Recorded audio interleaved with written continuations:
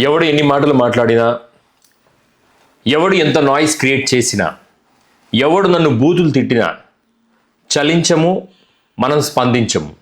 మనం చెప్పాలనుకున్నది నిర్భయంగా, నిర్మోహమాటంగా, నీట్గా, క్లియర్గా జనాలకు ఎక్స్ప్లెయిన్ చేయటమే మన కోసం ఛానల్ యొక్క ఉద్దేశం. ఇకపోతే 2014లో మొదటిసారి చంద్రబాబు నాయుడు గారు ప్రత్యేక ఆంధ్రప్రదేశ్లో ఎప్పుడైతే పదవి బాధ్యతలు చేపట్టారో ద వెరీ ఫస్ట్ డే ఆయన క్లియర్గా చెప్పడం ఏంటంటే, ఈ ఆంధ్రప్రదేశ్కి రాజధాని లేదు, మనం రాజధానిని కట్టుకోవాలి, మనం ఆంధ్రప్రదేశ్ని ప్రపంచ పటంలో ఉంచాలి అనే స్టేట్మెంట్తో మొదలుపెట్టి కరెక్ట్గా 6 నెలలు తిరగకముందే 2014-15 టైంలో రాజధానిని నిర్మించడానికి దాదాపు 2 లక్షల కోట్లు కావాలి, ఇప్పటికిప్పుడు మనం 1 లక్ష కోట్లను సమీకరించాలి, రాజధానిని మనం ఒక అద్భుతమైన నగరంగా నిర్మించాలి అని చెప్పి నవనగర నిర్మాణాలు అనే ఒక కాన్సెప్ట్ని తీసుకొచ్చాడు. ఆ రోజే నేను అనుకున్నాను, యూసీ అంత గ్రాండియర్ స్కేల్లో ఆయన నిర్మించడానికి మొదలు పెట్టినప్పుడే నేను అనుకున్నా, ఈ మన ఆంధ్రప్రదేశ్ డైరెక్షన్ ఎటుపోతుందో ఎవరు ఊహించలేనంత భయంకరమైన డైరెక్షన్లోకి వెళ్ళిపోతుంది. Andhra Pradesh is going to die because of this particular issue అని నేను ఆ రోజే అనుకున్నాను. ఆ తర్వాత చంద్రబాబు నాయుడు అమరావతి నిర్మాణాన్ని చేపట్టిన తర్వాత కూడా తాత్కాలిక భవనాలు అనే పేరుతో కొన్ని వేల కోట్లను టెంపరరీ బిల్డింగ్స్, టెంపరరీ కన్స్ట్రక్షన్స్ పేరుతో వేస్ట్ చేశారు. అంటే మెయిన్ సిటీ పక్కన ఎక్కడో నిర్మిస్తున్నాం, టెంపరరీగా అడ్మినిస్ట్రేషన్ ఇక్కడ ఉండాలి అని. సో టెంపరరీగా మనకు అడ్మినిస్ట్రేషన్ హైదరాబాద్లో 10 సంవత్సరాలు ఉన్నప్పుడు హైదరాబాద్ వదిలి అమరావతికి వచ్చి టెంపరరీ కన్స్ట్రక్షన్స్ చేసుకొని టెంపరరీ కన్స్ట్రక్షన్స్లో అడ్మినిస్ట్రేషన్ నడిపి అక్కడి నుంచి మళ్ళీ పర్మనెంట్ కన్స్ట్రక్షన్స్ అయిన అమరావతిలోకి అడ్మినిస్ట్రేషన్ షిఫ్ట్ చేయాలా అన్నది చంద్రబాబు గారి ఉద్దేశం. అంటే 10 సంవత్సరాల మన ఉమ్మడి ఆస్తులను, మన ఉమ్మడి హక్కులను హైదరాబాదులో వదిలివేయడానికి గల కారణం ఏంటి? టీడీపీ పార్టీలో ఒక ఎమ్మెల్సీని లాక్కోటానికి చేసిన ఒక ట్రాన్సాక్షన్ విలువ దాదాపు 10 నుంచి 15 వేల కోట్ల రూపాయలు ఆంధ్రప్రదేశ్ ఎక్స్చెక్కర్ మీద బర్డెన్ మోసింది. ఆ రోజు జగన్మోహన్ రెడ్డి గారు ఎలా స్పందించి ఉండాలి?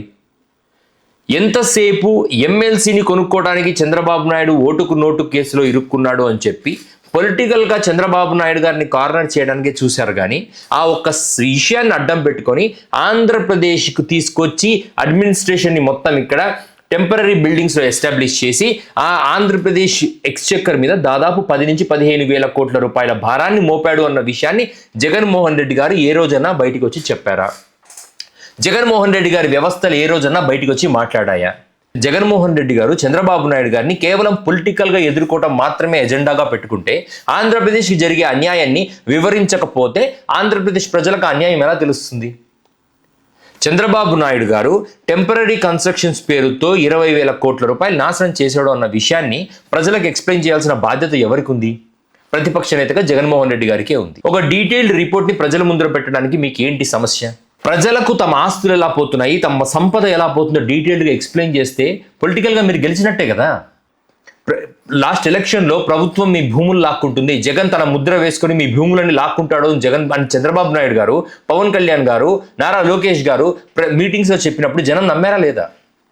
అలాగే అమరావతిలో కేవలం చంద్రబాబు నాయుడు గారి స్వార్థానికి తాత్కాలిక భవనాలను నిర్మించి ఆంధ్రప్రదేశ్లో దాదాపు 10 నుంచి 15 వేల కోట్ల రూపాయలు చంద్రబాబు నాయుడు గారు కేవలం ఓటుకు నోటు కేసు తప్పించుకోవడానికి నాశనం చేశాడు అన్న విషయాన్ని ప్రజల్లోకి తీసుకెళ్లగలిగారు జగన్మోహన్ రెడ్డి గారు. 2014 నుంచి 2019 దాకా జగన్మోహన్ రెడ్డి గారు అమరావతికి మేము యాక్సెప్టబుల్, అమరావతి మాకు ఆమోదయోగ్యమే అని చెప్పడం జరిగింది. ఈ రోజుకు కూడా టీడీపీ శ్రేణులు కానీ, టీడీపీకి చెందిన వాళ్ళు కానీ, అమరావతి ప్రజలు కానీ ఈ రోజు కూడా జగన్మోహన్ రెడ్డి గారిని క్వశ్చన్ చేసేది అదే. మీరు అమరావతికి ఆ రోజు ఆమోదం అని చెప్పారు కదా, ఈ రోజు 2019 నుంచి 24 దాకా అమరావతికి ఎందుకు నిధులు కేటాయించలేదు? లేదా ఒకవేళ నిధులు కేటాయించినా మా గ్రీవియన్స్ని ఎందుకు మీరు అడ్రస్ చేయలేదు? ఎందుకు మమ్మల్ని కలుసుకోలేదు? ఎందుకు మీరు పోతున్నప్పుడు పరదాలు కట్టారు? ఇవన్నీ చిన్న చిన్న ప్రశ్నలు. ఈ అన్ని చిన్న చిన్న ప్రశ్నలకు జగన్మోహన్ రెడ్డి గారు ఒక్కటంటే ఒక్క ప్రెస్ మీట్ పెట్టి ఒక్క ఎక్స్ప్లెనేషన్ 2019 నుంచి 24 దాకా ఇచ్చుంటే ఈరోజు మీరు ఓడిపోయి ఉండేవాళ్ళ. మీరు అధికారంలోకి వచ్చిన తర్వాత అమరావతి అనేది రాష్ట్రానికి బర్డన్గా ఉంది, అమరావతి ప్రాజెక్ట్ అనేది it's not a viable project, అది మనకు వర్కౌట్ కాదు అని అసెంబ్లీ సాక్షిగా మాట్లాడారు. ఏ రోజన్నా ప్రెస్ మీట్ పెట్టి అమరావతి అనేది మనకు ఎంతవరకు అవసరం, ఎంతవరకు అవసరం లేదు, దాంతోపాటు ఓవరాల్ డెవలప్మెంట్ ఆఫ్ ఆంధ్రప్రదేశ్ ఎంత అవసరము, మనం ఫండ్స్ని ఎలా డైవర్ట్ చేయాలి అనేది ఏ రోజన్నా మీ పార్టీ వాళ్ళు కానీ మీరు కానీ ఎఫర్ట్ పెట్టి ఒక 10 ప్రెస్ మీట్స్ నిర్వర్తించారా? బై ఎనీ ఛాన్స్ మీకు గుర్తుందా? 2019 నుంచి 24 దాకా అమరావతి మాత్రమే క్యాపిటల్గా సరిపోదు, లెజిస్లేటివ్, ఎగ్జిక్యూటివ్, జ్యుడిషియరీ క్యాపిటల్స్ ఆంధ్రప్రదేశ్లో 3 భాగాలకు డివాల్వ్ చేయాలని మీరు ప్లాన్ చేశారు. ఆంధ్రప్రదేశ్ అడ్మినిస్ట్రేషన్ డీసెంట్రలైజ్ చేయాలని కూడా మీరు ప్లాన్ చేశారు. ఈరోజు కూడా ఇంప్లిమెంట్ చేస్తుంది అదే కదా. ఈరోజు కర్నూలు నగరంలో కర్నూలు నగర ఎమ్మెల్యే మంత్రివర్యులు భారీ పరిశ్రమల శాఖ మంత్రి టీజీ భరత్ గారు చెప్పడం ఏంటి అంటే, కర్నూలులోనే one of the greenest zones B camp ప్రభుత్వ క్వార్టర్లు ఉన్న చోట చంద్రబాబు నాయుడు గారు చెప్పారు, చూడు భరత్, మీరు హైకోర్టు కర్నూలు నగరంలోనే కట్టాలి, ఊరు బయట ఎక్కడ కట్టద్దండి అని చెప్పారంట. అసలు ఈ మాటను ఒక చదువురాని వృద్ధ మహిళకు చెప్తే కూడా నోటితో కాకుండా దేనితో పడితే దాంతో నవ్వుతారు. ఎక్కడైనా హైకోర్టు అనేది ప్రభుత్వ ఆసుపత్రే కాదే, రోజు ప్రజలు దానికి వెళ్తారా? రోజు people will go to high court? లేదే.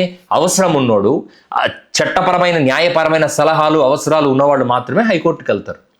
ఒక ఊరు అభివృద్ధి చెందాలంటే ఊరు చుట్టూ రకరకాల హ్యామ్లెట్స్ డెవలప్ అవ్వాలి.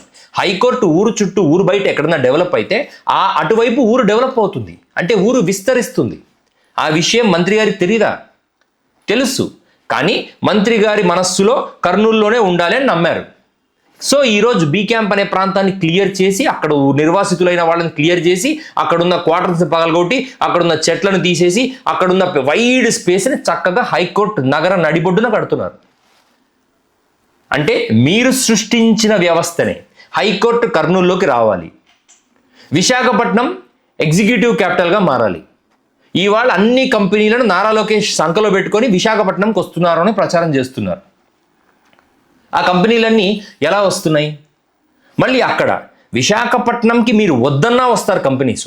అటువంటి విశాఖపట్నంలో మేము ఫినాన్షియల్ హెల్ప్ చేస్తున్నాము అని చెప్పి 99 పైసలకే ఎకరం భూమి, వందల వేల ఎకరాలు న్యాచురల్ ఎకోసిస్టమ్ కార్పొరేట్ ప్రభుత్వాలకు, కార్పొరేట్ గవర్నెన్స్కి ఇచ్చేస్తున్నారు టీడీపీ ప్రభుత్వం వారు. అంటే విశాఖపట్నాన్ని కూడా ఎగ్జిక్యూటివ్ క్యాపిటల్గా డెవలప్ చేస్తున్నారు. అమరావతిని లెజిస్లేటివ్ క్యాపిటల్గా చేయాలని మీరు చెప్పారు.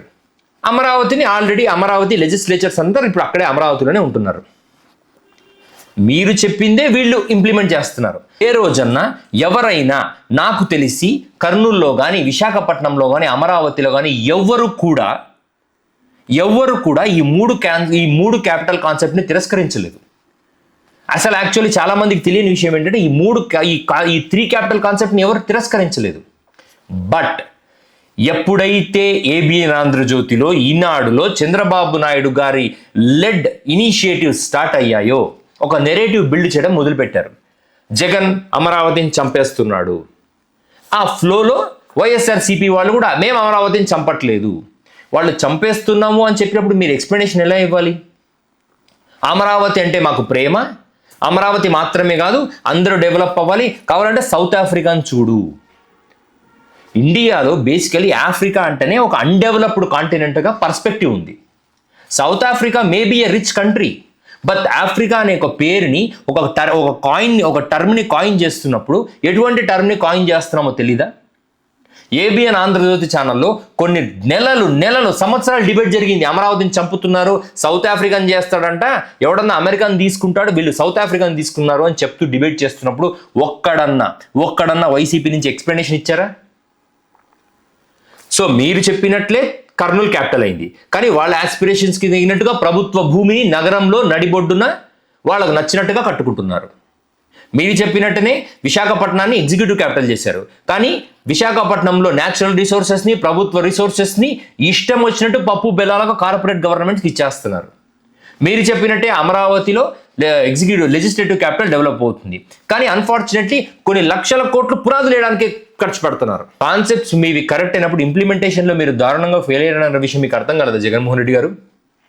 అంటే మీరు కాన్సెప్చువలైజ్ చేసిన విషయాన్ని ఇంకొక ప్రభుత్వం వచ్చి అదే కాన్సెప్ట్ని ఇంప్లిమెంట్ చేస్తూ మిమ్మల్ని తిడతా ఉన్నారు. ఈ రోజుకు కూడా మీ పార్టీ నుంచి ఈ 3 క్యాపిటల్స్ని ఇలా డెవలప్ చేస్తున్నారు అని ఒక్క ఎక్స్ప్లెనేషన్ అన్నా ఎవరైనా వచ్చిస్తున్నారా, ఇంక్లూడింగ్ మీరు? అంటే జనం మిమ్మల్ని అర్థం చేసుకోవాలి. మీకు ఉన్న మాస్ ఫాలోయింగ్, మీకున్న క్రేజ్ ఫాలోయింగ్, మీకు సపోర్ట్ అయి ఉండొచ్చు, మీకు బలమై ఉండొచ్చు. బట్ ఒక చదువుకున్న వాడికి కావాల్సిన explanation which someone from your party should give. ఈరోజు మీరు కాన్సెప్చువలైజ్ చేసిన విధానాలని వాళ్లకు నచ్చిన రీతిగా, వాళ్లకు నచ్చిన వ్యవస్థలు ఇన్వాల్వ్ చేసుకొని పప్పు బెల్లాల ఆంధ్రప్రదేశ్ని ముక్కలు ముక్కలు చేసి పంచిపెడుతున్న ప్రభుత్వాలను ప్రశ్నించకుండా మీరు చేసింది తప్పు కాదా? వాళ్ళని నిలదీయకుండా మీరు చేసింది తప్పు కాదా? ఈరోజు తెలంగాణ వాళ్ళు, నిన్న ఒక తెలంగాణ వ్యక్తి నన్ను అడిగిన ప్రశ్న, కులాలతో మతాలతో పిచ్చెక్కిపోయిన ఆంధ్రప్రదేశ్ ప్రజల్ని ఎవడరా కాపాడతాడు? నిజమే కదా సార్? ఏనాడన్నా మీ పార్టీ వ్యవస్థల్లో కానీ మీరు కానీ బయటికి వచ్చి ఇది సమస్య, దీనికి నేను ఇది పరిష్కారం ఇస్తున్నాను అని ఒక్క ప్రెస్ మీట్ పెట్టి మీరు కానీ ఎక్స్ప్లెనేషన్ ఇస్తే చంద్రబాబు నాయుడు గారికి కానీ, పవన్ కళ్యాణ్కి కానీ, నారా లోకేష్కి కానీ ఆన్సర్ ఉంటుందా? ఈ రోజు కూడా మీరు అధికారం కోల్పోయిన రోజు నుంచి ఈ రోజు వరకు మీరు పెట్టిన ప్రెస్ మీట్స్లో, మీరు ఇచ్చిన నెంబరింగ్లో ఒక్కడు ఆన్సర్ చేయలేదు. ఈ 1.5 yearలోనే ప్రతిపక్షంగా మీరు నెంబర్స్తో ఒక చక్కటి నెరేటివ్ బిల్డ్ చేయగలిగినప్పుడు అమరావతి మీద కానీ, ఆంధ్రప్రదేశ్కున్న అప్పుల మీద కానీ, ఆంధ్రప్రదేశ్ కోల్పోతున్న అవకాశాల మీద కానీ మీరు ఏ రోజున ప్రెస్ మీట్ పెడుతున్నారా? సార్, మీరు గెలవాలంటే 1,00,000 కారణాలు, 1,00,000 రీజన్స్, 1,00,000 ఆపర్చునిటీస్ మీకు ఉండొచ్చు.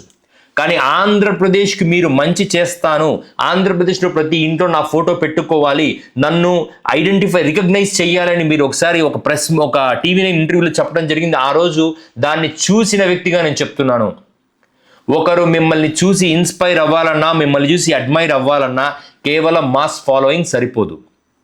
మీరు చేస్తున్న మంచిని, మీ మనసులో ఉన్న మాటను జనాలకు ఎక్స్ప్లెయిన్ చేయడానికి you should put an effort. Basically Rayalaseema వాళ్ళకు ఒక సహజమైన గుణం ఉంటుంది, మా విషయాలు ఎవరికి చెప్పాల్సిన అవసరం లేదు, వాళ్ళు అర్థం చేసుకుంటారు. కానీ అది చాలా రాంగ్ నెరేటివ్. అది మీ కుటుంబం వరకే పరిమితం అవుతుంది. మీ కుటుంబంలో మీ బంధువులే మీ మంచితనాన్ని, మీ యొక్క మనసులో ఉన్న విషయాలను అర్థం చేసుకోలేని పరిస్థితి. అటువంటిది కొన్ని కోట్ల మంది ప్రజలున్న రాష్ట్రాల్లో మీ మనసులో ఏదో ఉంటే అర్థం చేసుకుంటారని మీరు అనుకోవటం చాలా, అది ఇమ్మెచ్యూరిటీ అవుతుంది, చాలా బ్లైండ్ వే అవుతుంది. జరగని దాన్ని జరుగుతుంది అని నమ్మించి చంద్రబాబు నాయుడు గారు ఎంత తప్పు చేస్తున్నారో, జరుగుతున్న దాన్ని జరగదు అని చెప్పకుండా ప్రజలకు మీరు కూడా అంతే తప్పు చేస్తున్నారు. Both are equally responsible for the destruction in Andhra Pradesh happening right now today.